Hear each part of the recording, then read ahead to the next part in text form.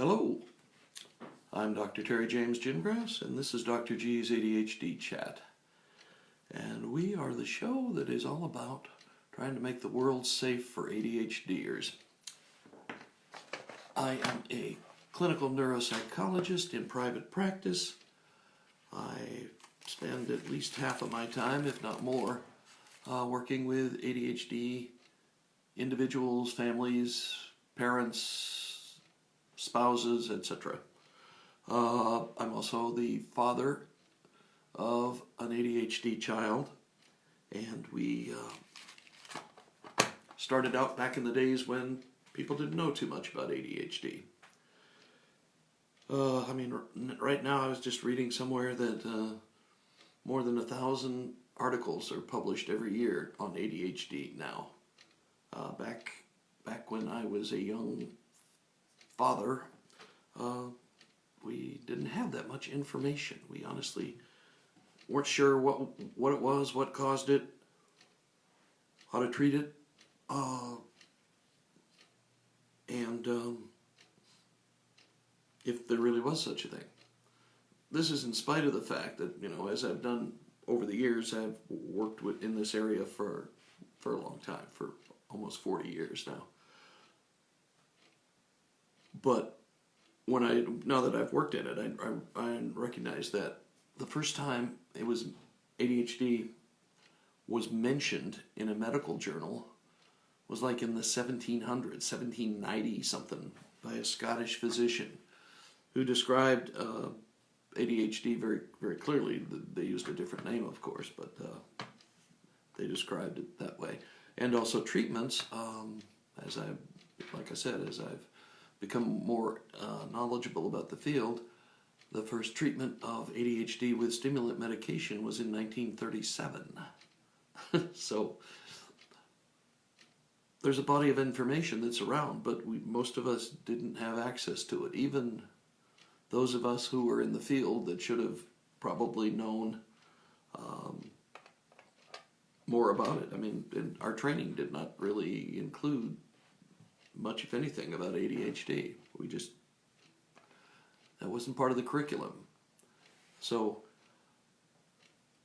now we try to try to correct some of the things that perhaps my wife and I wouldn't have done if we'd known better. Let's just put it that way, okay?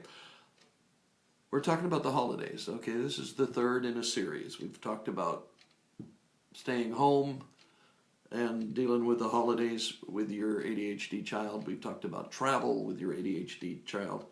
And now we talk about when you're the visitor, when you're going to grandma's house to spend 4 or 5 days,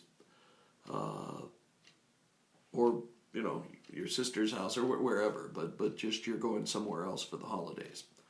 Because that presents a little bit of a different set of issues. Okay, at home, you're kind of in control of pretty much everything.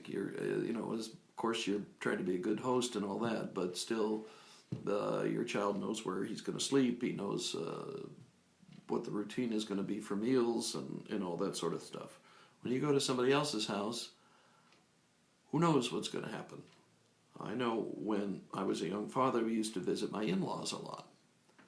And one of the great things about that was my father-in-law was a great cook. Did some marvelous things with food.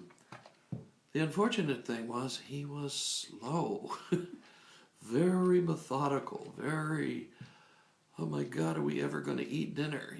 So you got a bunch of hypoglycemic people, drooling, literally, waiting for dinner to be prepared. And a lot of times dinner was on Spanish time, like at 8:30 at night or so. The same thing with when you're the visitor. You don't control exactly when the meals are going to occur, nor do you control the content. And you don't control who else is going to be there.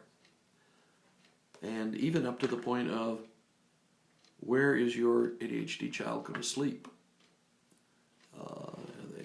Is he going to have his own room? Is he going to be in the kids' room? Oh my God. Where they put all the kids in one room and shut the door and hope That's a, well, I mean, the odds are that they'll all yell and scream and jump up and down and keep each other awake all night. You can't do anything about that, and I mean, the thing you're worried about mostly are the meltdowns. And, you just have to accept that you're not going to have as much control over things as you would when you're home. Having said that, you probably still want to try to maintain the general routine as much as possible. You can't be, totally, stay up as late as you want kind of thing, because you will pay for it in the days to come. So, you try to maintain the routine as much as possible. If there are other, say your kids are grandchildren to your parents who you're visiting, and there are other grandchildren going to be there, your siblings' kids, hey, they will get plenty of exercise. They, make sure they spend a lot of time outdoors, running around in the fresh air and chasing each other, and whatever else they want to do. But remember, exercise is really great for a lot of things, but one of the things it does for ADHD kids is it helps mellow them out. It does it really for all of us, but you're probably more concerned if it does it for your ADHD child. So just make sure that they get outdoors and do some things. And past that, I mean, the diet thing is still important as far as how much sugar they get, because they're going to have more problems if they are just tanking up tons of sugar.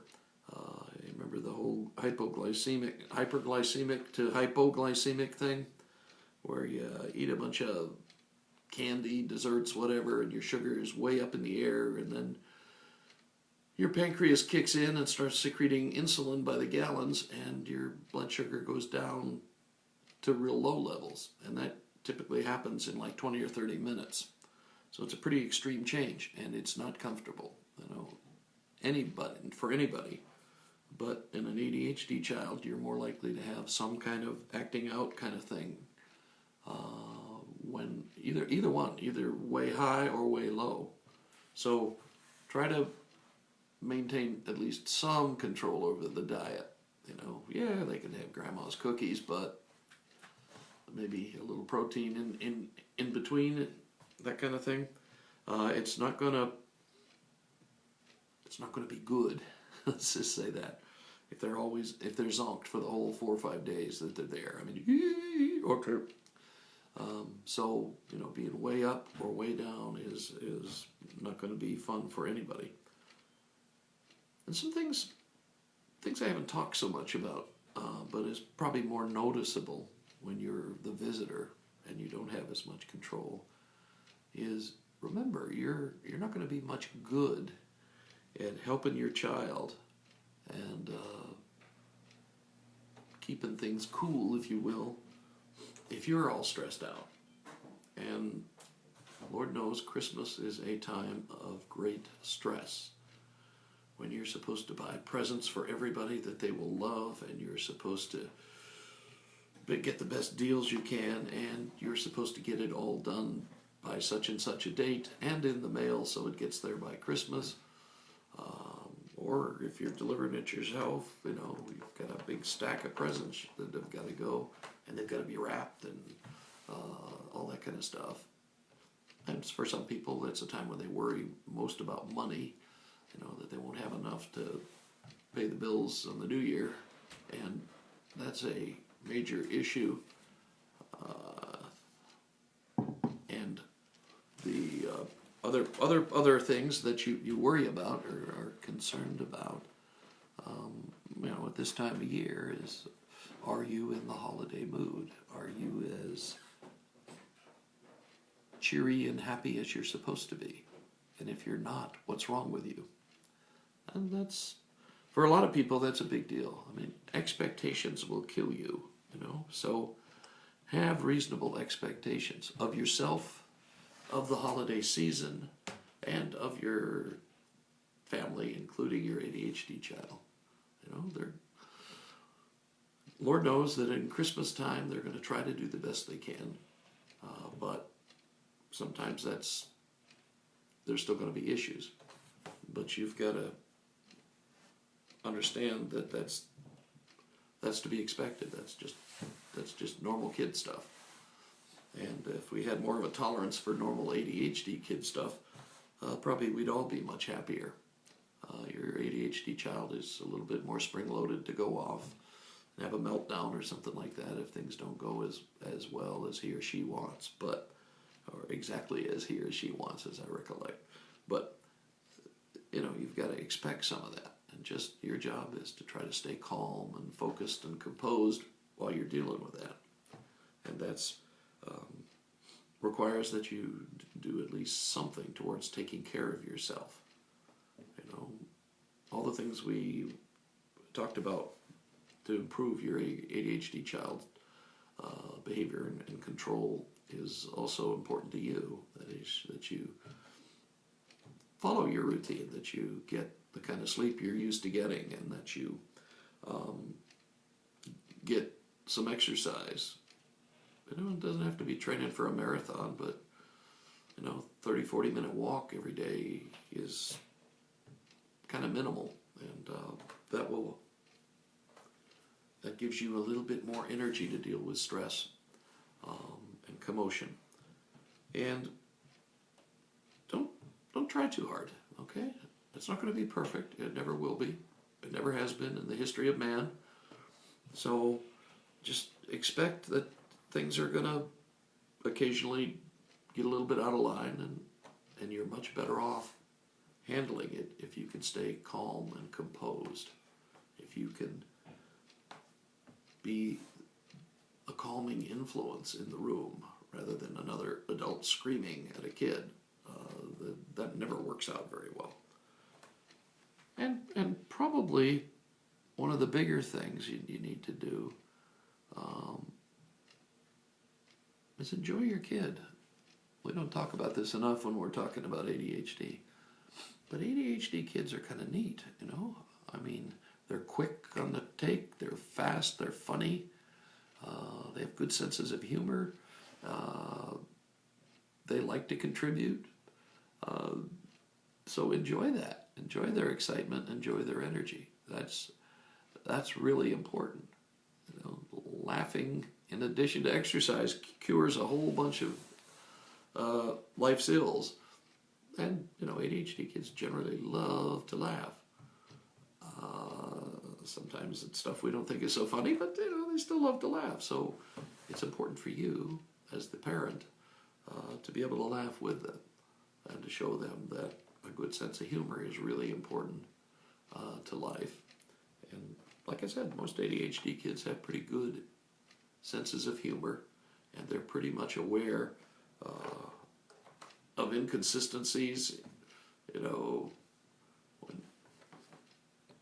when they focus on some things you just don't really think about. Like I still remember my ADHD son coming to me and said, "Dad, fingernail and toenail clippers?" "Yeah." Here I am going, "Where in the world is this going?" He said, "Well, aren't your toenails smaller than your fingernails?" Talk about things I'd never thought about. And I said, "Yeah, I guess they are." He says, "Well, then why are the toenail clippers bigger than the fingernail clippers?"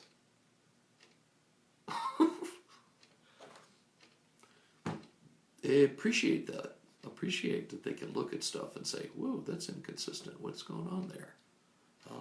It might be extraordinarily helpful to them as adults, and it's definitely a good ability to have. And they need some reward for that. You need to, always with ADHD kids, the big trick is you've got to catch them being good. Okay? That's important. They get enough, Lord knows they get enough criticism, suggestions for improvement, punishment, all that stuff.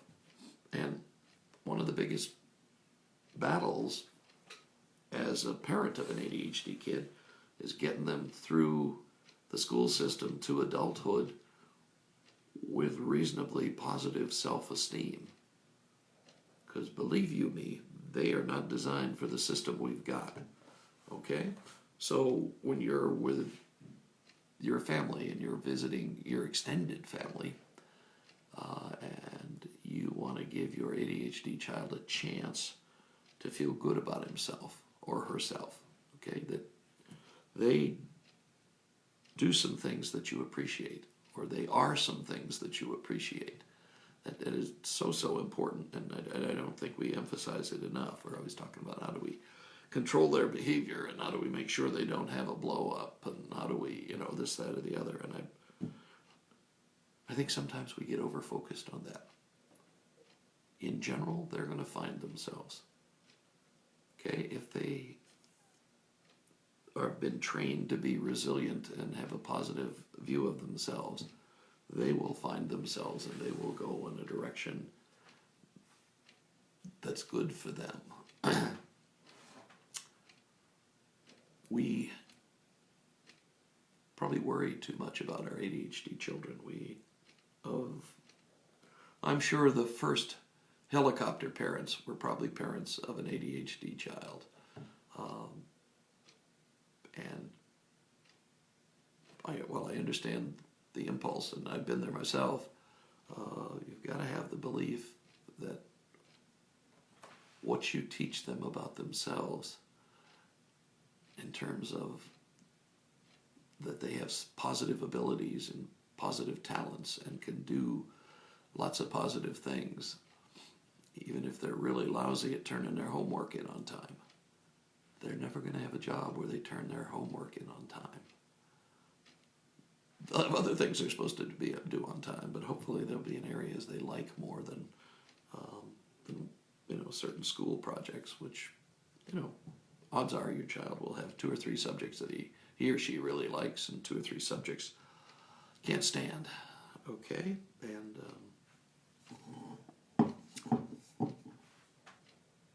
they need praise. They need praise for the things they do.